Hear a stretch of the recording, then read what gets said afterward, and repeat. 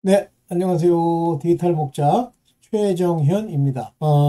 오늘 이제 이 거짓 선지자에 대한 영상을 이제 제가 찍고 있어요. 사실은 그전에도 뭐 제가 틈틈이 그 거짓 선지자들의 특징에 대해서 말씀드렸는데, 거짓 선지자는 딱 한 가지 특징만 보면 알 수 있다, 이렇게 성경은 얘기하고 있습니다. 먼저 오늘 이사야서 9장 15절을 보면서 이 거짓 선지자나 또는 어떤 종교라고 하는 모양을 갖추고 있는 곳에 그 머리들의 문제를 여러분들이 인지하지 못하면 다 죽습니다. 먼저 그 얘기를 먼저 보고 거짓 선지자의 특징을 같이 얘기를 해볼게요. 네, 자, 이사야서 9장 15절을 한번 볼게요. 머리는 곧 장로와 존귀한 자요, 꼬리는 곧 거짓말을 가르치는 선지자라 그랬어요. 근데 이 말씀이 왜 나왔냐면 9장 14절을 보면, 이러므로 여호와께서 하루 사이에 이스라엘 중에서 머리와 꼬리며 종려나무와 갈대를 끊으시리니, 이렇게 됐어요. 자, 여호와께서 이 머리랑 꼬리를 왜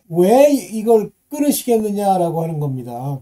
그 이유는 이스라엘 백성이나 오늘날로 치면 교회라고 봅시다. 교회에 많은 이들이 바른 길로 걷지를 않고 엉뚱한 길로 걸어가는 거예요. 그거를 이제 하나님께서 지적을 하시는 거죠. 여기 이제 그 지적한 과정을 한번 볼게요. 여기 보세요. 이 백성이 오히려 자기를 치시는 자에게 돌아오지 아니하며 만군의 여호와를 찾지 아니하노라. 오늘 사실 저도 뭐 교회가 서로 하나님을 찾고 뜨거운 마음과 우리 하나님이 그 택한 자들의 그 올바른 행실로 바로 서는 것을 보고 싶죠. 그런데 오늘날 교회도 그렇고 옛날 이스라엘도 그래요. 이스라엘은 첫째 아들이죠. 둘째 아들도 회개하기 전까지는 허랑방탕 생활하죠. 마찬가지로 여호와 하나님, 즉 주 예수 그리스도를 믿는다 그러지만 자의적 믿음이고 자기 생각의 믿음이고 그냥 억지로 자발적으로 믿으면 좋겠지라는 그런 믿음을 가지고 하나님과 관계가 없는 그 같은 은혜의 우리 하나님이 주시는 택한 백성이 아닌 악한 백성이 되기 때문에 그래요. 네. 이래서 이러한 문제로 인해서 이제 여호와께서 그들을 치시는 겁니다. 보세요. 이제 아까도 말씀드렸던 내용인데 한번 볼게요. 머리는 곧 장로와 존귀한 자요. 여기서 존귀하다고 하는 건 뭐 하나님이 보실 때 존귀가 아니고 인간 사회에서의 존귀입니다. 꼬리는 곧 거짓말을 가르치는 선지자라. 목사를 얘기하는 거죠? 네. 네. 거짓말을 가르치는 선지자라. 거짓말을 가리키는 선지자? 다시 말하면 오늘날 목사를 얘기하는 거예요. 거짓말을 가르치는 선지자라. 뭐라 그래요? 백성을 인도하는 자가 그들로 미혹해 하니, 백성을 인도해야 하는 자들이 그들을 미혹해 하고 인도받는 자가 멸망을 당하는도다. 죽습니다. 여기 이사야서 9장 16절 죽어요. 잘못 인도를 받으면. 그러면서 여기 뭐라고 돼 있어요? 9장 17절. 이 백성이 각기 설만한다는 얘기는 뭐예요? 그냥 건성건성 지낸다는 얘기죠. 악을 행하며 입으로 망령되이 말하며, 입이 매우 중요합니다. 입의 고백이 정확하게 하나님의 뜻대로 그 입의 고백이 나와야 여러분의 온 몸을 어거하고 끌고 가요. 안 그러면 악에게 시험받습니다. 그 장정을 기뻐하지 아니하며 고아와 과부를 긍휼히 여기지 아니하시리라. 자, 이제 이러한 문제 때문에 이 거짓 선지자, 즉 백성을 인도하는 사람들이 거짓말로 그들을 속여서 끌고 가는 거예요. 자, 그런데 이제 본격적으로 거짓 선지자들을 아주 구체적으로 한번 봅시다. 자, 보세요. 이제, 자, 이사야서 30장 9절입니다. 대저인은 패역한 백성이요. 그러니까 말을 안 듣고 지멋대로 행하는 자 백성이요. 하나님을 귀히 여기지 않는 거예요. 자기 아버지를, 부모를. 거짓말하는 자식이요. 그냥 입만 열면 거짓말을 해요. 여호와의 법을 듣기 싫어하는 자식이라. 뭐 여호와가 뭐라고 말씀하시면 듣기 싫어요. 막 개겨요. 자, 듣지 않는 자식이라.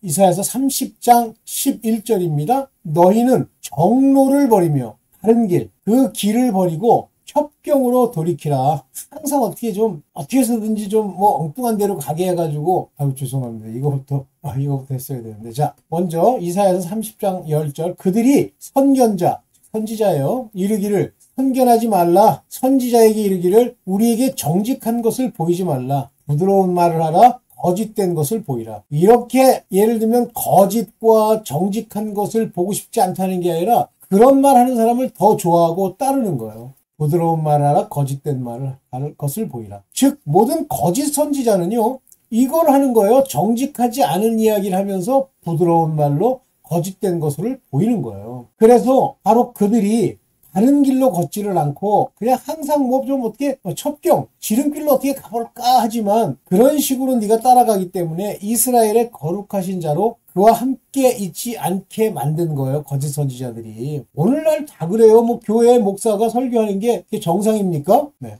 이것이 거짓 선지자의 특징이에요. 딱 한 가지예요. 한 가지. 그들의 속에는 탐심이 가득하기 때문에 돈이라면 환장을 하는 게 첫째고요. 둘째는 사람들한테서 그것을 얻어내야 되니까 거짓말하고 허탄한 얘기를 하고 바른 길로 인도하지 않고 이게 더 빠르고 좋은 길이야. 이따오 소리나 하면서 첩경이라고 얘기를 하면서 여호와의 길에서 떠나가게 하는 거예요. 보세요. 왜 주술 이런 것에 왜 빠집니까? 왜 거짓 종교에 빠집니까? 왜 그렇게 빠져요? 하나님이 인도하는 길, 그 길은 뭔가 빠르게 자기가 원하는 대로 안 되는 것 같거든요. 하나님은 모든 걸 합력한 선을 이루어요. 지금 나쁘다고 종국에 나쁜 게 아니에요. 뭐 대학 교수들이 들으면 제2 간직에 뭐 엄청 반대를 하겠지만 제가 이제 그 대학에 지원을 했더니 뭐 여러 대학에서 이제 그 저의 기본적인 양력을 보고 인터뷰라기보다는 뭐 하여튼 와서 발표하는 그런 시간을 갖게 해서 여러 대학을 다녔어요. 근데 벌써 다니면서도 이제 감이 오더라고요. 그랬나 보다. 제가 한국통신에 있을 때죠. 그랬는데 뭐 제가 꼭 바라던 데는 아니지만 그래도 가능성이 보이는 곳에서 이제 저한테 연락이 왔어요. 그래서 이제 최종 뭐 면접이라고 합니까? 이제 뭐 총장이니 이사장이니 뭐 이런 사람들이랑 면접을 하는 시간이 왔어요. 근데 그 면접을 다 거치고 나서 어떤 통보가 왔냐면 자기네들은 교수를 뽑지 않기로 올해는 교수를 뽑지 않기로 했다고 그래요. 그럼 들으니 황당하잖아요. 아니 그러면 못하러 가서 뭐 서류를 준비하고 뭘 하고 그렇게 만들어. 제가 이제 여러 군데 지원을 했었는데 뭐 지방 같으면 부산에도 지원을 했고 또 부산 두 군데에서는 저한테 이제 이렇게 연락도 오고 그랬고 또 서울 지역에서는 뭐 명지대, 외대 그다음에 광운대 뭐 이런 데서 연락이 와서 이제 인터뷰도 하고 그랬어요. 자, 그런데 광운대에서 그런 걸 받았어요. 최종 면접을 다 보고 나서. 그래서 뭐 면접을 봤는데 결과가 그래서 떨어졌다 그러면 뭐 저는 사실 솔직히 뭐 학교를 꼭 가고 싶은 생각은 없기 때문에 그냥 한번 지원을 해본 거예요. 그러니까 내가 갈 수 있는 모든 가능성을 한번 타진해 본 거에 불과합니다. 자, 그런데 그렇게 와서 아주 황당해가지고 제가 제 그 뭐 실장실에서 기도를 했어요. 회개를 했습니다. 아유, 내가 뭘 아버지 앞에 바르게 이렇게 서질 못하니까 이런 형식의 참 일들이 벌어지는군요. 하여튼 감사합니다.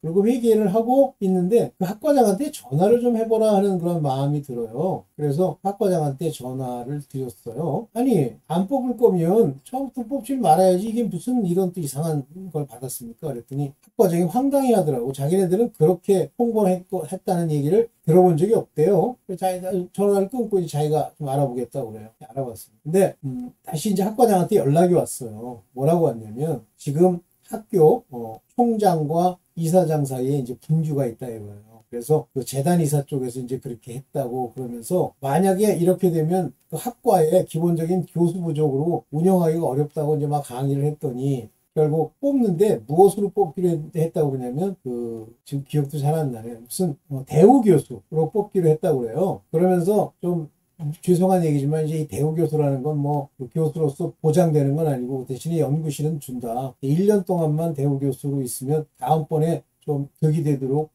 드릴 수 있다. 그렇지만 1년 동안은 정식 교수가 아니다 그래요.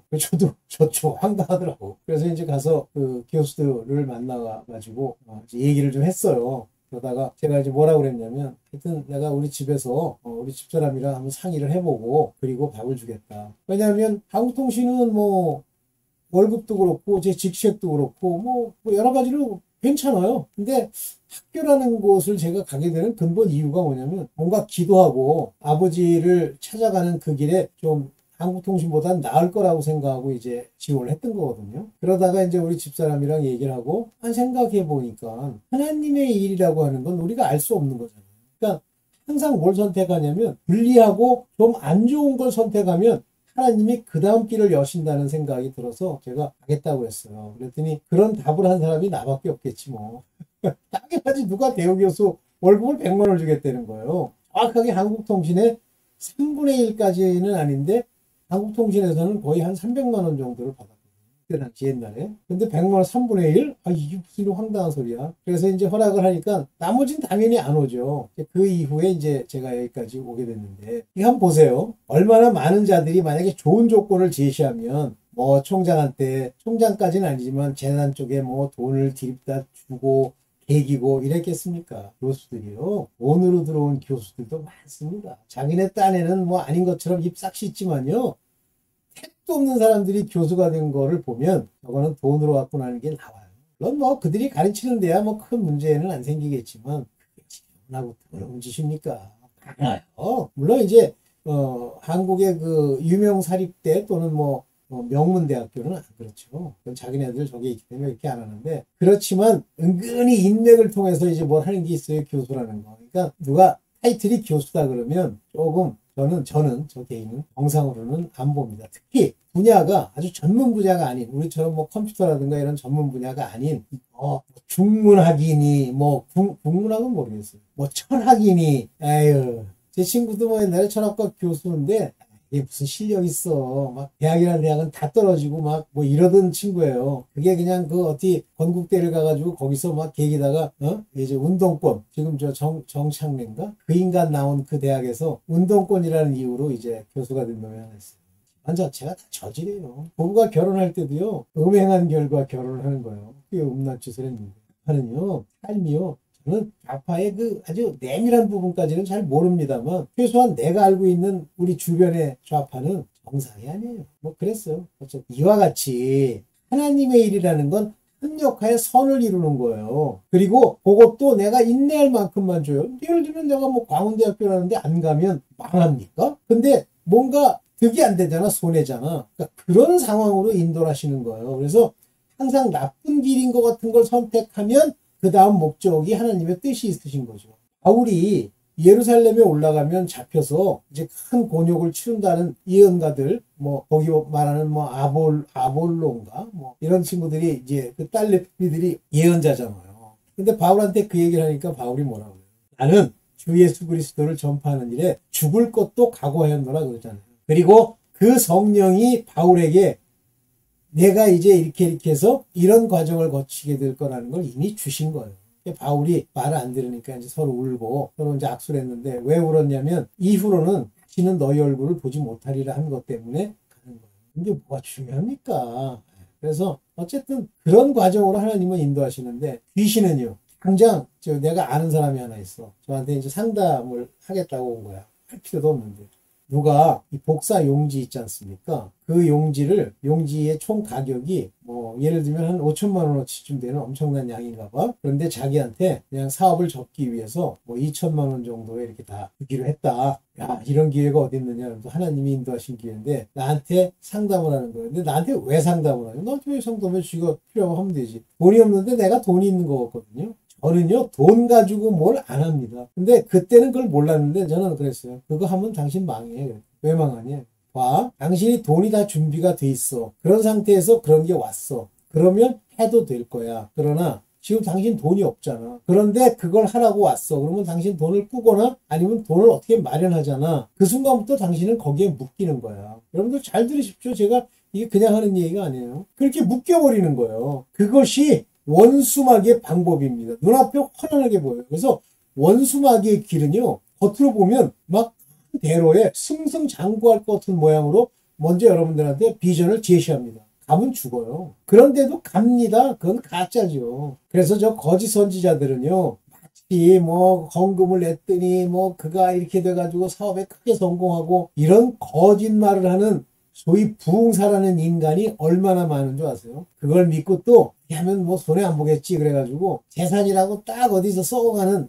뭐 트럭 같은 거 하나 있어. 그거 팔아가지고 헌금하고 뭐 좀 받는 척해요. 맨 처음에 주는 척해요. 그러다가 결국은 망해가지고 집안 다 거덜나는. 네. 조심하세요. 거짓 선지자, 거짓말. 네? 다시 한번 그 마지막 부분만 안 보고 요거는 짧게 하려고 합니다. 그래서 너희 죄악이 너희로 마치 무너지게 된 높은 담이 불쑥 나와서 경각간에 홀연히 무너짐 같게 하리라 하셨은즉, 하나님이 저주로 만들면 갑자기요 병도 갑자기 무슨 암 4기, 무슨 갑자기 뭐 죽을 병, 이렇게 와요. 여기 보세요. 홀연히 무너진 경각간에.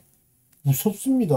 아주 무서워요. 그래서 이 거짓 선지자는 딱 하나만 주의하시면 돼요. 달콤하고 들을만하고 뭐 은혜로운 듯하고 뭔가 비전이 보이는 얘기한다?